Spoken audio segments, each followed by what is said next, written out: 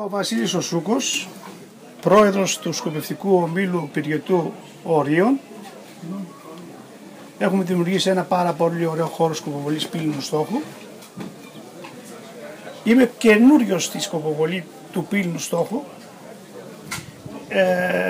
Ασχολιόμουν με την πρακτική και έπαιζα με οτοασπίδες τις μεγάλες. Όλος τυχαίως βρέθηκε από μια εταιρεία της Λάρισσας ο κύριος Αλέξης Παπατάσιος και ήρθε να μου προμηθεύσει κάποιες οτοασπίδες που μου είπε ότι είναι αρκετά καλές. Στην αρχή δίστασα, γιατί μέχρι πρότινος δεν είχα δει κάτι καλύτερο από τις απλές αυτές οτοασπίδες και κάτι άλλα τα οποία δεν μου δώσουν το αποτέλεσμα που ήθελα. Βέβαια, όταν έπαιζα, δημιουργούταν το βράδυ ένας θόρυβος στα αυτιά μου και με ενοχλούσε. Ήρθε ο κύριος Παπατάσιος, μου τα έδωσε, λέει δοκίμασέ τα, πράγμα το οποίο και έκανα. Και αυτό που σας λέω με όλη την αλήθεια και τη ζωντανή αλήθεια, ότι τέτοιο πράγμα δεν έχω ξαναπάρει στα αυτιά μου.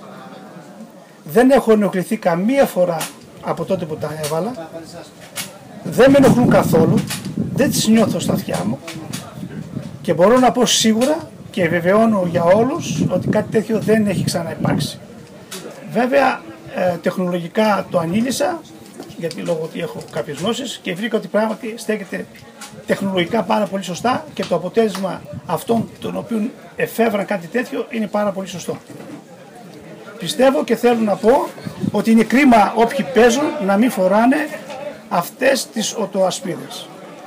Όποιοι και κυνηγοί να είναι αυτικές σκοπευτές, αντί να αγοράσουν πρώτα όπλο, πρέπει πρώτα να αγοράσουν οτοασπίδες και μετά να αγοράσουν το όπλο. Διότι η βλάβη η οποία μπορεί να προέρθει από τους θορύβους των όπλων μπορεί να είναι και μοιραία και να μας ακολουθεί για μια ζωή. Αυτά τα λέω με πάση ειλικρίνεια και αλήθεια. Πιστεύω ότι πρέπει να ακολουθήσουν όλοι και να μέσα στα πλαίσια των ακτήτων να αγοράσουν τέτοιες οτοασπίδες. Αυτά είχα να πω.